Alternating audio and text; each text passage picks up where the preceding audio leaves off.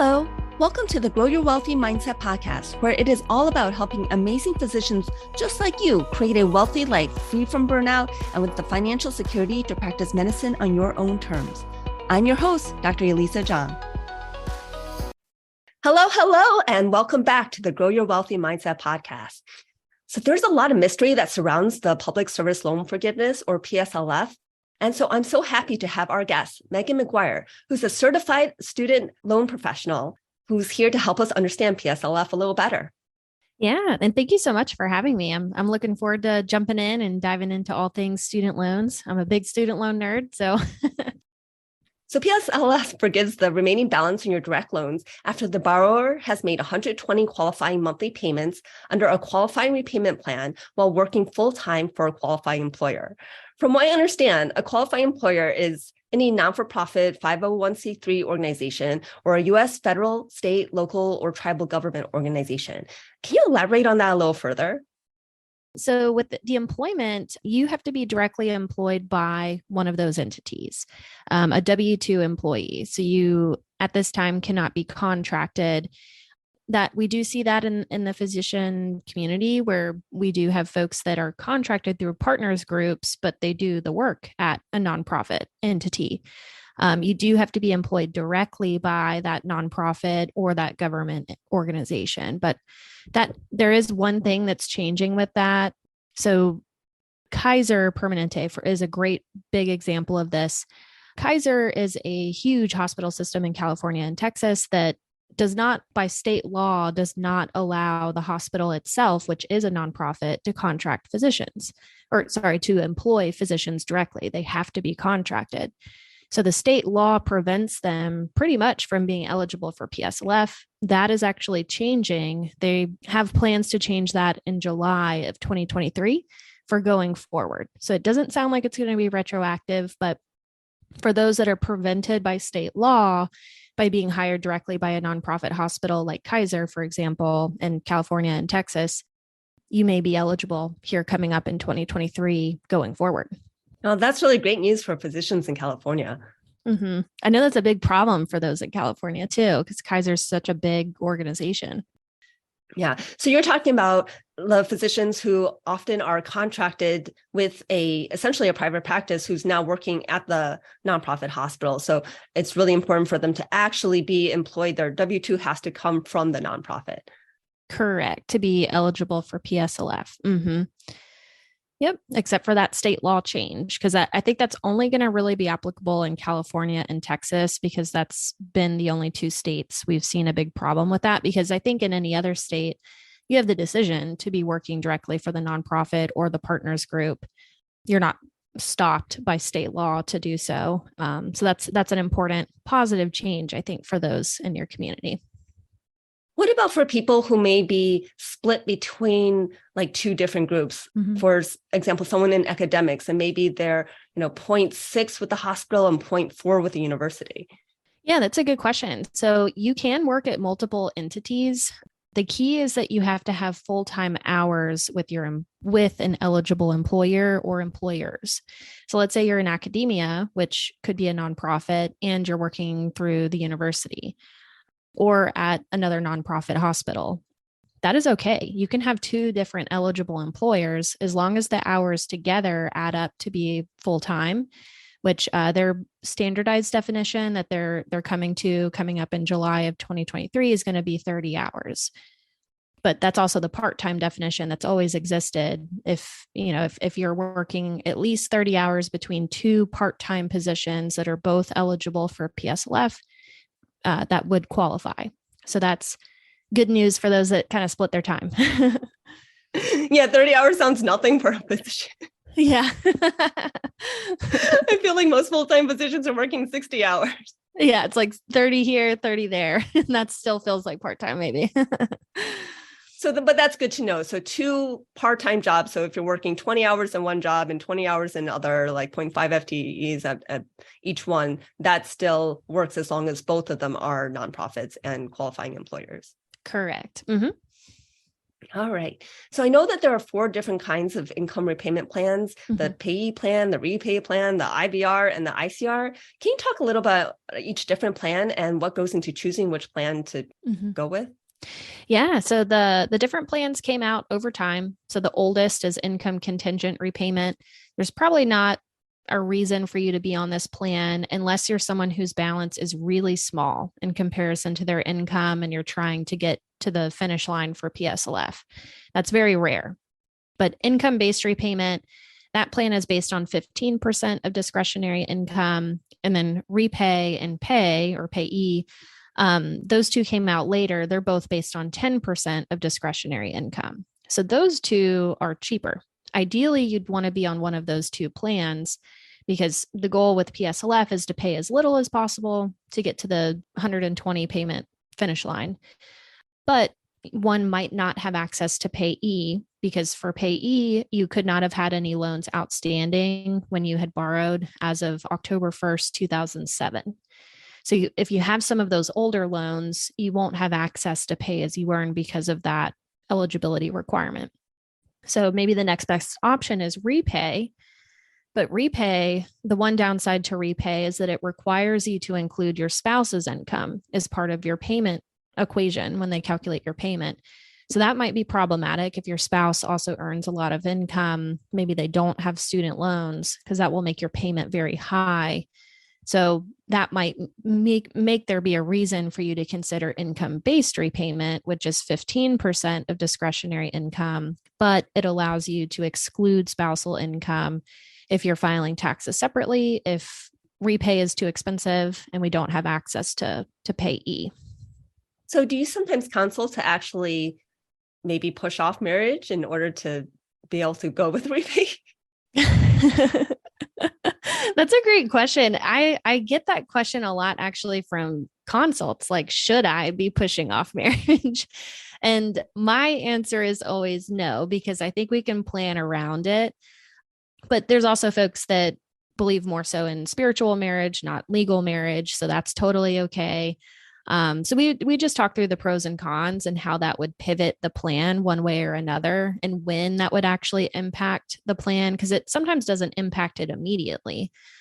And I'm never one to tell folks to, not do what they want to do because of their student loans. Not at all. We want to plan your life, and then the student loan plan can follow. And then can you change between payment plans? So if you get married, then switch out of the repay plan? You can, yes. So that's a lot of times a recommendation if someone is not married yet, but might be in the next couple years or plans on marriage later on down the line. You could absolutely start out on one plan and make a switch to a different plan in the future if that makes sense for your situation at the time. All right, great. Thanks for that. Mm-hmm. So it seems like there were a lot of issues surrounding PSLF, so much so that they had that 1-year limited PSLF waiver, which ended in October 31st of 2022. So from what I understand, the waiver allowed borrowers to receive credit for past periods of repayment that would otherwise not qualify for PSLF. Mm-hmm. What kind of past payments didn't qualify except under the limited waiver? Yeah, that's a great question. So there's really 4 basic requirements for PSLF to be eligible. We have to be full-time with an eligible employer, like we talked about.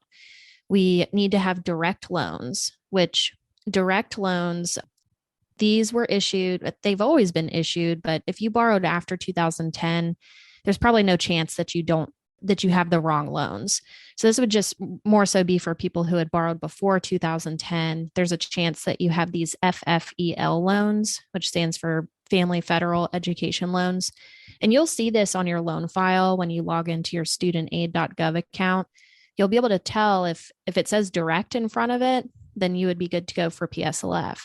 But if it says something different like FFEL, or it just says like a Stafford loan, that loan type has not been eligible for PSLF historically. And so the PSLF waiver was for those people who may have been making payments on those ineligible loans in the past, maybe unknowingly. It was allowing them to go back and get credit for those payments as if the loan was the right loan from the beginning, as long as they corrected it now. So you could still correct that loan. And then the other piece The third requirement for PSLF is being on an income-driven plan. So if someone wasn't on an income-driven plan in the past, they could have gone back and gotten credit for those payments regardless. And then lastly, the requirement is for PSLF is 120 payments, like we talked about too. So it's really just about if someone didn't have the right types of loans or they weren't on the right repayment plan, the PSLF waiver was a second chance to go back and get credit for those time periods. And that definitely helped people either get public service loan forgiveness right then and there, or get a lot closer to PSLF, which is really exciting for folks. So if someone didn't apply and get that all settled by that October 31st deadline of 2022, is that now lost? They can't get any of those credits for those types of payments? Not necessarily. And I think this is a sneaky way that you could still get credit, because the IDR waiver, which we'll talk a little bit about, I'm sure, later on too, the IDR waiver is almost extending certain parts of the PSLF waiver. If you read the language, it's still allowing you to get credit for past payments that weren't on an income-driven plan or loans that weren't the right types of loans. You would still just need to correct those loan types. The big difference is that you have to still be working at an eligible employer. So if you're someone who maybe did 10 years of public service work in the past, but now you're in private sector, you just now heard about the PSLF waiver, it's not going to work for you, unfortunately, because you're not currently at an eligible employer. But if you're still working in an eligible employer capacity, it is still possible to potentially get the credits. So the IDR waiver is very interesting. We're going to see some interesting things in 2023, but it could be the second chance that people need if they missed out on the first chance. Yeah, I think this is a great transition to talk about the IDR waiver. So what else do people need to know about it? Yeah, so the IDR waiver, it is similar to PSLF in the sense that it's allowing people to count payments that they've made in the past that weren't on an income-driven plan towards the income-driven repayment forgiveness timeline. Because there's PSLF for folks who work in public service, 120 payments, you get the forgiveness. But there's also forgiveness associated with all of the income-driven plans. It's either 20 or 25 years of repayment. And so the IDR waiver, what it's doing is it's going back and it's looking at people's payment history, and they're giving people credit towards the income-driven forgiveness 20 or 25-year timeline. Their language right now says that they are going to be forgiving people who have already hit 25 years of payments or 20 years. It's mostly going to be 25 years. The 20-year timeline would be if you had access to pay as you earn for 20 years, which is not really possible because that came out in 2014. If you had undergraduate loans, Repay is a plan that is a 20-year forgiveness timeline if you just had undergraduate loans, which would be no one on your podcast or listening to this. So not really applicable. I think 25 years is the timeline to realistically think about. So if you're someone who's been in repayment or had your loans around for at least 25 years, the IDR waiver might really be significant to you because it could be going back and counting all of those years of repayment. And another piece to that is they're counting extended forbearances. So if you were in forbearance for 12 months or more, or the other stipulation is 36 months of cumulative forbearance or more, then they're going to be counting those forbearances as well as if you were making payments. So it really is, if you've been in repayment for like 20, getting close to 20 years or getting close to 25 years, the IDR waiver might really be significant because you could be looking at, almost immediate forgiveness here coming up or getting really close to it. Wow. So there's been a lot of physician burnout, and it's increased significantly with the COVID pandemic to the point that a lot of physicians are either considering leaving or have even left medicine. Now, there are some physicians who, because of their student loans, really feel like they've got handcuffs on and that they can't leave medicine because whatever else they go to, they would potentially, not earn the same degree as they earn in medicine. So if they do have a lot of student loans, and physicians do unfortunately have over $300,000 of loans, not everyone, but a lot. Yeah. Then Is there a way that they could, if they wanted to transition to a career where they wouldn't be making as much, just stay on an income-based repayment and basically look for forgiveness after 25 years?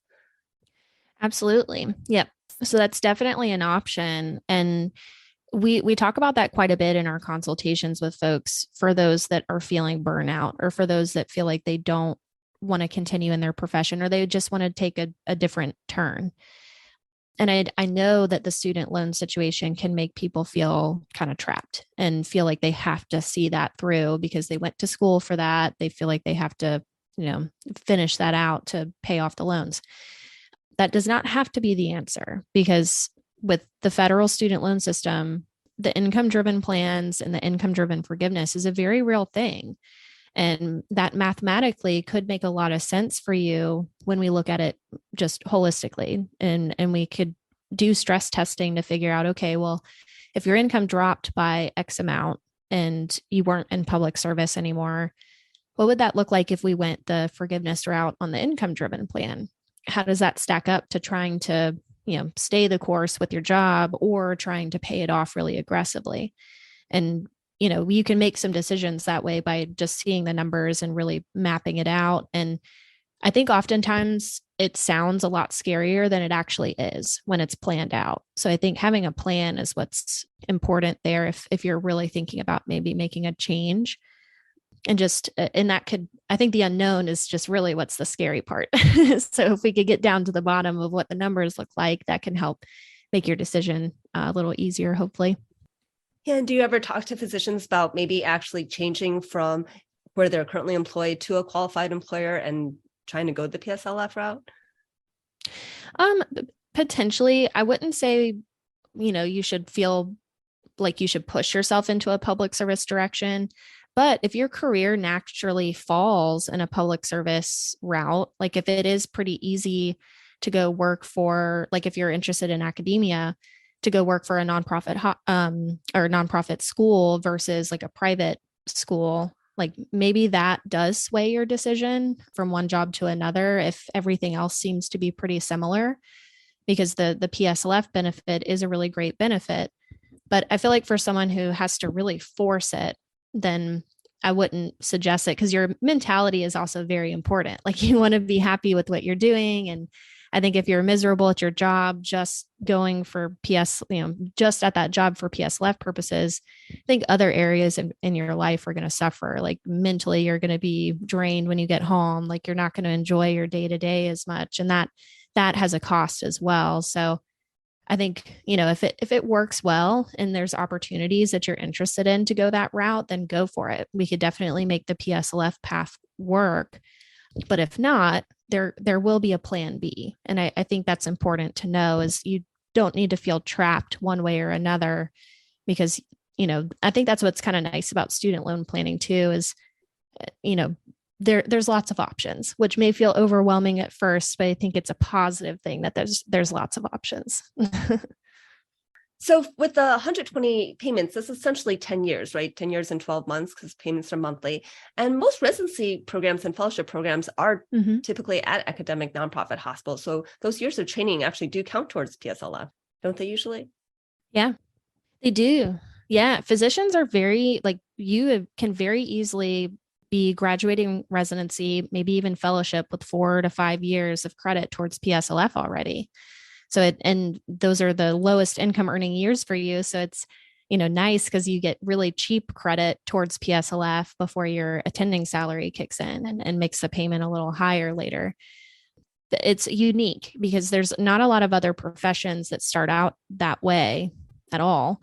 And so it's, you get, it really helps get to PSLF very efficiently with the training that you already naturally have.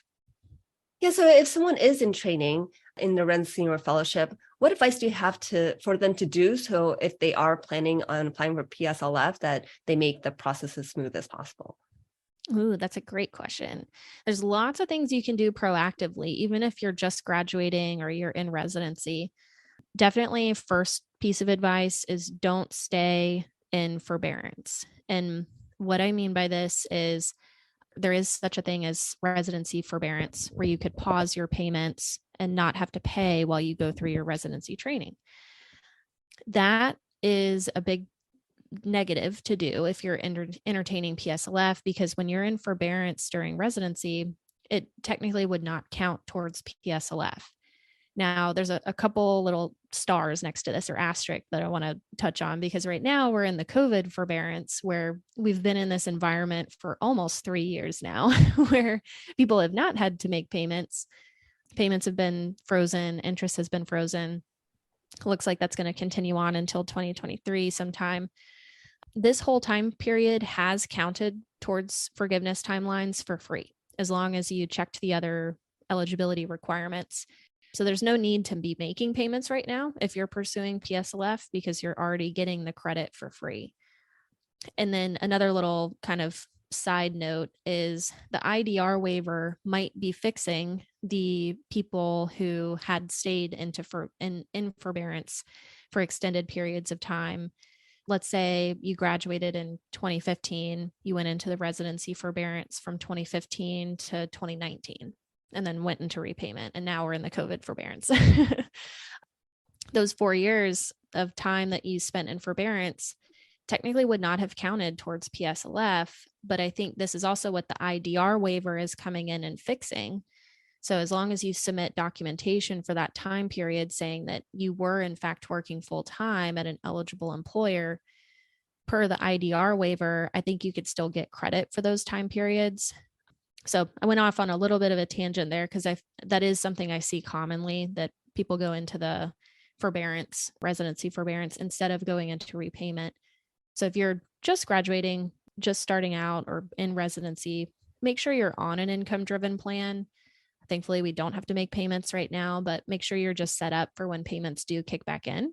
And you'd want to be on one of the 2 cheapest plans. And if you're a recent grad, you probably have access to both repay and pay. So one of those 2 plans would be ideal because they're the cheapest. And the other piece of advice I'd say is make sure to submit an employment certification form regularly. This form is on studentaid.gov.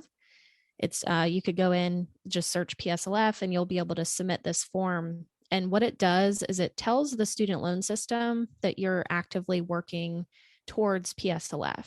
And that's how they know that you're going that route, and how they know that they need to count up your payments. And the other thing that does is, if you're not at the right servicer, the loan servicer for your loans for PSLF, that form takes you over to MOHELA. And MOHELA is who's responsible for the PSLF program now.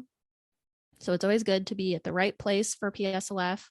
So getting the loans over to MOHELA, which that employment certification form does for you. And it's always good, I think, to do your due diligence with just making sure that your payments are counting up correctly over time.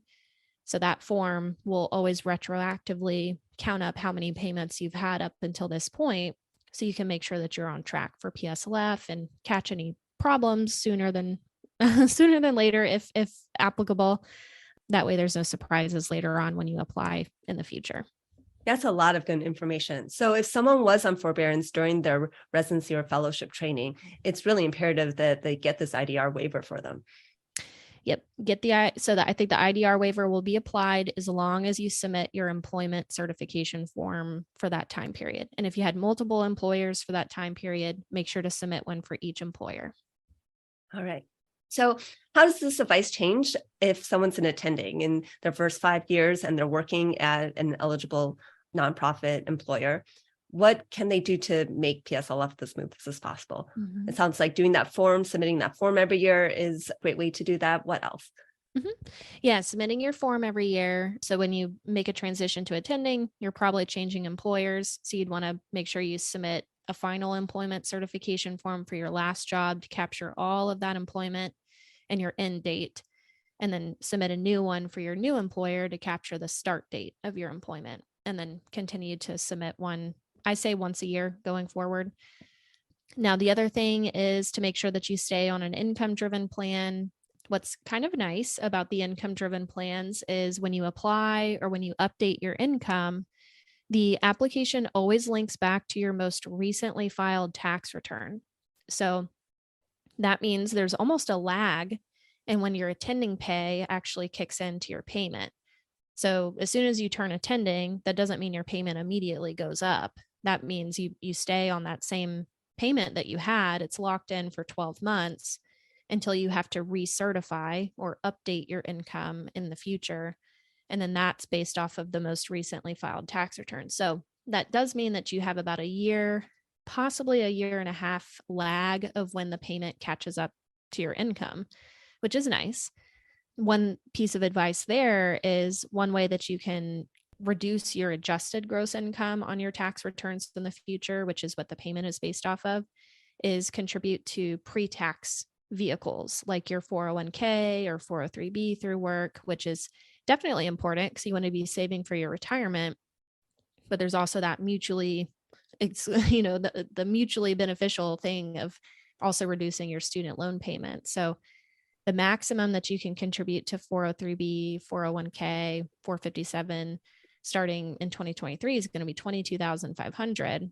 And if you have access to a second bucket like a 457, that's a lot of money you could be putting aside for retirement, and a lot of room that you're reducing your AGI by.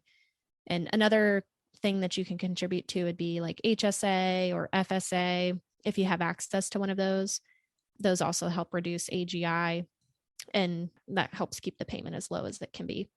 And does it make a difference if the contributions to a Roth account or a traditional retirement account?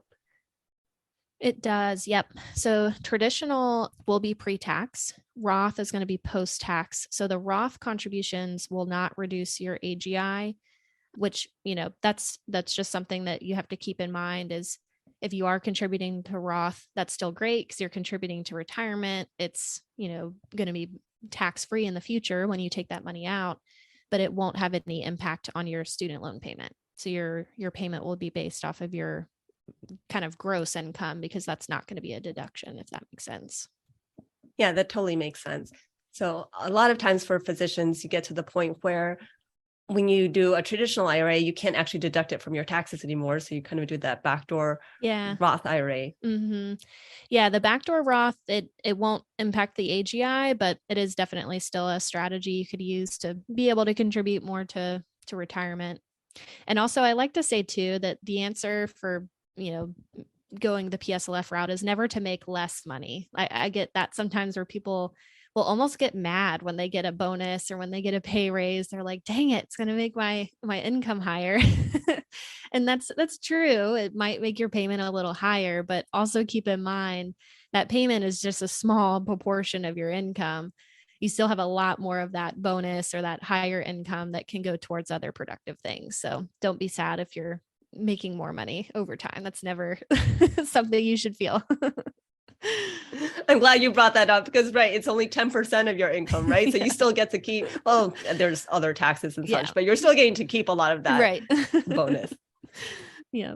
And you mentioned the COVID pandemic waiver and how it was put payments on pause and there was 0% interest. It started back in 2020 with the COVID pandemic. So I had heard that payments were going to restart in January 2023. Is that no longer the case? That is no longer the case. Yeah. That changed a couple of weeks ago. They announced that since the one-time cancellation, that 10 or 20,000 that was talked about was struck down by the court system for now, that they were going to take it to the Supreme Court. And in the meantime, they were going to pause payments until there was some kind of resolution on that. So right now their language says there's not an exact date on when payments are kicking back in, but it's supposed to be 60 days after the one-time cancellation is approved. So the Supreme Court meets in the spring of 2023. So let's say the one-time cancellation is approved in, April, then 60 days after April is when payments would kick in. But the latest this could go, the longest this can be stretched out is going to be June 30th. 60 days after June 30th. So that would put us at August 30th for the latest payments could be kicking in. So I think probably anywhere between June and September is when payments might be expected to resume, unless something crazy happens and they immediately have, payments kick in sooner, but we would still have 60 days of notice. So January is off the table. February at this point is off the table, but just stay tuned to what's to come. So how can someone who's a borrower and have student loans actually keep on top of when they start need to repay again? That's a great question. And this is an important thing to make sure you always do, is always make sure that your information is up to date with both your student loan servicer, so probably Mohila or one of the other student loan servicers out there, and the studentaid.gov website. Both of those websites are very important to keep up to date with your correct email address, your address, because that's where you'll get a lot of correspondence. You'll get it from both. And you can also sign up for the Department of Education's newsletter, which you can do that through studentaid.gov as well. And they send out mass updates about what's going on with the one-time cancellation, for example, payments kicking in, all of that good stuff. Well, thank you so much. This has been a lot of great information. So you're a student loan consultant. Does everyone who applies for PSLF need to work with a student loan consultant, or who really should be working with a student loan consultant? Yeah, I think it's a couple different types of people. I think those that have maybe, I don't want to say complicated situations, but just a situation where they want some expert advice on. If you're someone who's about to get married and things are going to change, you're trying to figure out the pros and cons of filing separately and switching plans, like that's definitely somebody who could benefit from a consultation. Someone who wants to make sure that they've just got all their T's crossed and I's dotted. That's something we can do too, is making sure that there's nothing that we need to be concerned about. You're very aware of how this will play out over time. That can give people some peace of mind. And also folks who kind of like to delegate, like taxes, for example. Like I'm a finance person, but I do not do my own taxes. I delegate that to someone because mentally I like to focus on other things. So that's you, where you don't want to learn all this stuff. You don't want to dive into the student aid website. You just want someone to tell you, hey, this is the best plan of action. Then we could also be that help in that way as well for delegation purposes. So if someone's interested in hiring a student loan consultant, what are the things that they should look for in choosing one? Yeah, I think the designation is really important. The CSLP, or Certified Student Loan Professional designation, that's important because it tells you that that person has a financial planning background and they've also gone through the specific training on student loan planning. And then a lot of times, a lot of financial advisors are starting to get it as well. But a lot of times advisors or certain advisors won't really dedicate their time to that. They have it as maybe just some additional education. So they have an idea of how to do planning with student loans, but they may not be going as in depth as someone who has their practice dedicated to it. So I think that's maybe another thing. Like us at Student Loan Planner, we dedicate our practice to student loan planning. So that's all we do. So I think the designation is important. And then also just making sure that the person that you're working with does that on a day-to-day basis. And they're very familiar and up to date with all the changes, because that's the other thing going on, is things are changing from day to day, month to month. So it's important to have the most accurate information and up-to-date information, which is hard for a lot of us right now, but if you like it a lot, that's what it's fun to kind of keep abreast of what's going on. Yeah, so when I was looking into student loan planners, I noticed that there are a lot of lawyers who also advertise themselves as student loan planners. So what's the difference between the certification you're talking about and a lawyer who's working in this field? Yeah, that's a good question. So we collaborate with a lot of lawyers as well. We have a lawyer who writes for our website too. So they're very helpful when it comes to legal disputes with your loan servicer, or if you're in a situation where you need to be entertaining default, or your loans are in default already, your wages are being garnished. So when things are really not good, that's when an attorney could be very helpful to help navigate through how to get you to the better side of that equation. Us, for example, so all of us were either CFPs or certified financial planners, or CSLPs or CFAs on our team. We focus on the financial planning side of it. So the student loan plan, of course, we do that in our planning, but we're also talking about how that's impacting the rest of your finances, because student loans are weird and they impact a lot of things, not just your budget. They could potentially affect your tax filing status. They affect, other things can affect it, like saving for retirement and those pre-tax deductions we were talking about. So we look at it from a financial planning perspective. where attorneys may be looking at it as a crisis resolution kind of thing, or really focusing on the really tough problems that you have to address.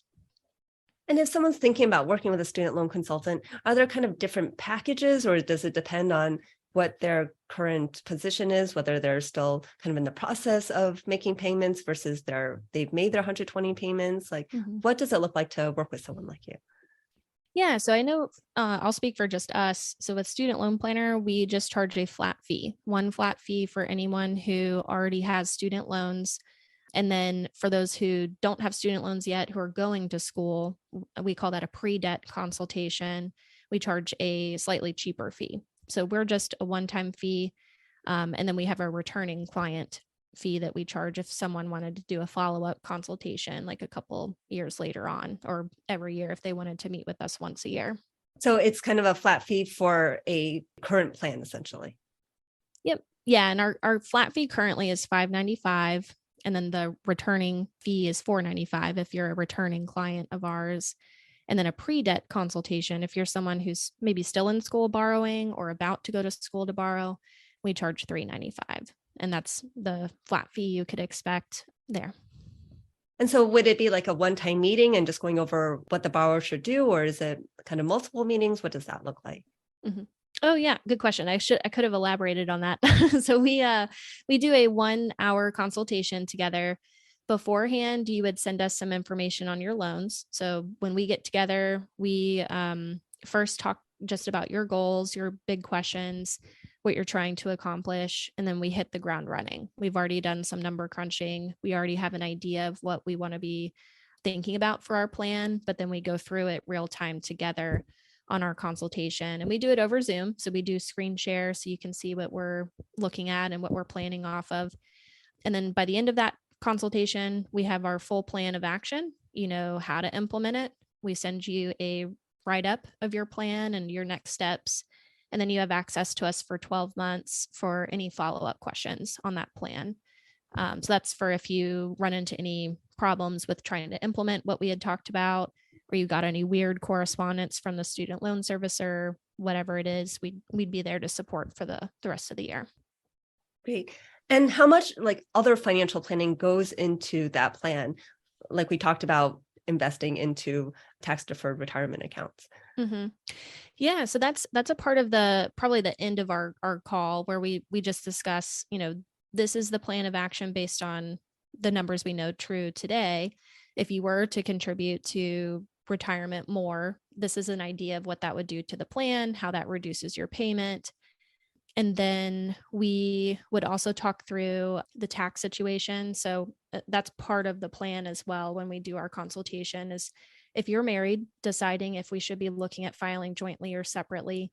We are not CPAs, so we do defer to your CPA for them to actually execute this for you and make sure that it's what we should be doing. But what we look at is that crossover point where we look at, okay, well, if we do file separately, this is how much you would be saving in your monthly payment and what that looks like over the course of the year compared to what we think it's going to cost you to file separately. Because when you do file separate, there may be some tax benefits that we miss out on. So we'd have to take a look at that. And that crossover point is important to have in mind to know if filing separately only costs us this much, then green light on filing separate because we're still saving more over the course of the year when we look at it holistically. So we take a look at that if that's applicable. And then let's see. I think those are the two main things that we would discuss when it comes to putting it into the rest of the financial plan. Great. And if someone does want to work with you, how would they reach out? Yeah, so you can go to our website, studentloanplanner.com, and we have a section where you could schedule a consultation. You could pick just based on your timing availability. We have times all over the map. So pretty much every day of the week, we have some consultants on the team that'll open up some time on the weekends if that's easier. But you could schedule for whenever works for you. And then we also have a lot of free content on our website as well. So we have a lot of blog articles specifically for physicians. So that could be helpful if you wanted to read up on some of these topics before a consultation. We have free calculators on our website as well. So we have our own student loan planner podcast if you want to listen to student loan stuff all day, but we do have that as well in our YouTube channel. So you can look us up on any of those avenues just at Student Loan Planner. Well, thanks so much for being here. There's so much valuable information shared. Yeah. Do you think there's anything we missed or any last minute pearls you want to add? Ooh, yeah. Thank you so much for having me. There's been a lot of change. I think maybe the last pearl I'll just leave out there is, I think there is a lot of change that has happened over the past 2.5, almost 3 years. There's probably a lot more change to come. I think having a game plan could really help, even if we don't know exactly what's going to come down the pipeline with student loans. I think having a plan today just puts you in a better position to be able to just easily pivot for if and when any changes do come. So I wouldn't delay putting a plan together until we know everything, because I feel like we're never going to know everything. Things will consistently change. That finish line will keep getting moved further and further. So getting a plan together today or soon could really help give you some peace of mind and knowing that you're on track as far as you can be. And, that'll also equip you for just easily pivoting to what you need to pivot to if things do change down the line. So that would be the last nugget I'd leave you with. That's great. And it sounds like PSLF is really doable. Yeah. And so anyone who really has a lot of loans, and especially if they've kind of done a long residency and fellowship training period, really should consider going for it. Yeah. And it's a very real program. That maybe that's the last thing I'll leave you with is I still have people who get on a call with me and say, is PSLF real? Is it actually going to work? And yes, it does. I have emails, no joke. Our company, we get emails almost every day from people who are getting their loans forgiven through PSLF. And it really is just about checking the boxes, making sure that we're eligible, we're doing the right things. And, it's a very real program. So don't sleep on it if you're eligible for it, or if you think you might be. Get a plan together, and that could be a really great option for you if it's applicable.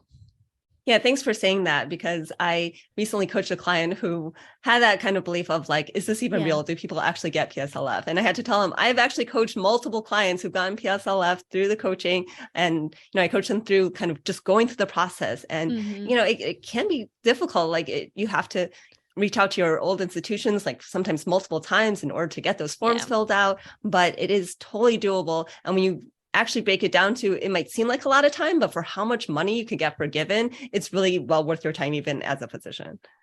It is. Yeah. And that's a great point, because it can be maybe time consuming to do the to-do items if you haven't been keeping up with it, or if you needed to go back and fix something. But the reward or the return on that time it could be, even if it's not PSLF, just getting the right plan in place, looking at the savings compared to what your original plan could have been, like it does pay you, sometimes 10-fold, 15-fold. It depends, but it does really help save you money, time, and stress. So I think that's the key too, is having a plan really helps just mentally relieve you of this burden as well, or help know what it's going to look like, which is helpful.